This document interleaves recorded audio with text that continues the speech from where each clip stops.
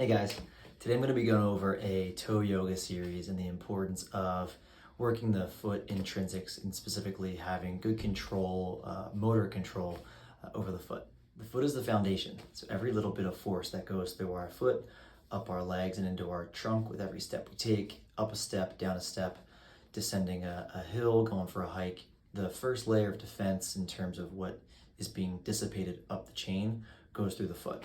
So with most of our footwear and how we live our lives, unfortunately, we tend to get crammed into narrow toe boxes, elevated heels, soft, compliant arches, or even arch support.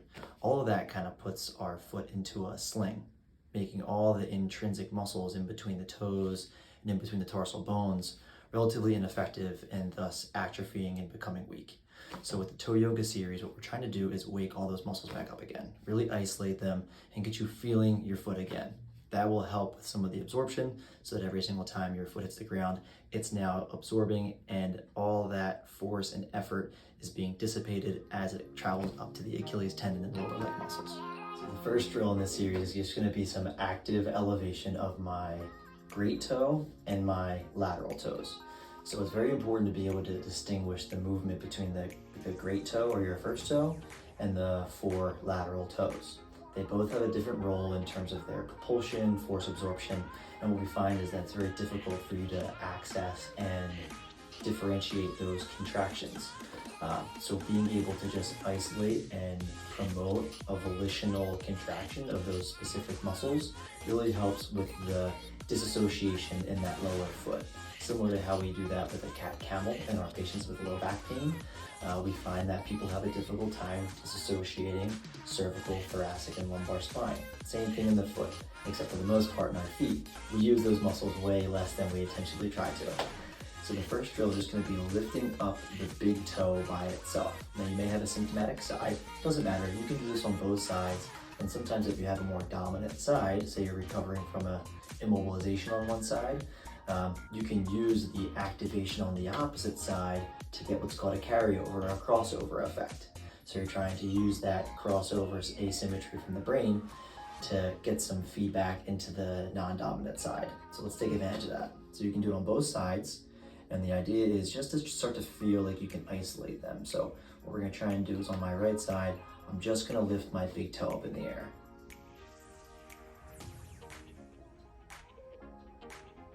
You can see I'm trying to just isolate the big toe movement. It's very difficult. So if you can't do this, just big toe lift off, what I recommend is what's called an active assisted, where you can bend over and use your finger to help either lift the muscle or lift the toe.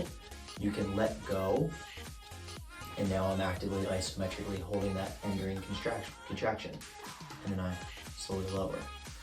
I can lift up, I can even hold and push my lateral toes down and do it that way. Similar to how we use active assisted range of motion in getting those motor recruitment in atrophied and weakened muscles. So same idea, I'm holding, let go, and slowly lower. And over time, you'll start to feel like that connection is returning again. Same philosophy for the lateral toes. I can do my outside toe extensions here. Same thing, if you're really struggling to find that motor connection, you can always lift the lateral toes or lift all the toes, push big toe down. You can hold the big toe down.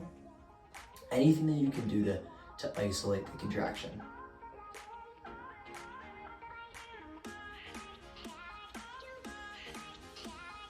And hopefully over time, you start to feel like you're getting that active extension all by itself.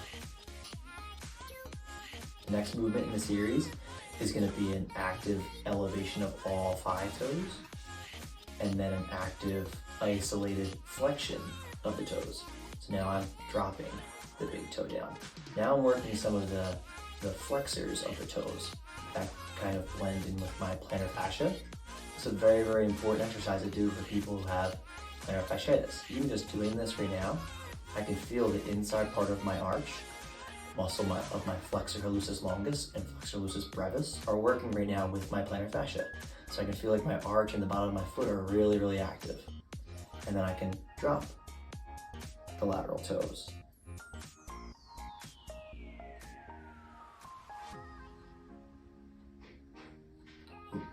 Messed up there. So there you go. So it's very difficult. So hold the toes up and extend down.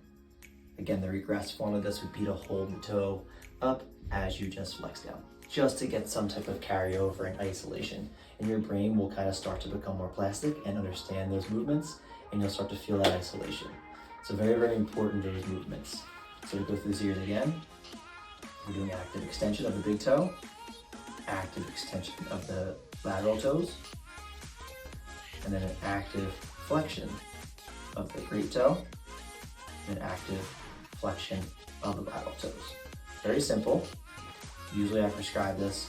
Just be doing this throughout the day. Where there's no set of reps, I'd say if you want to do this for maybe say 3 minutes at a time, or try to get between 30 and 50 repetitions.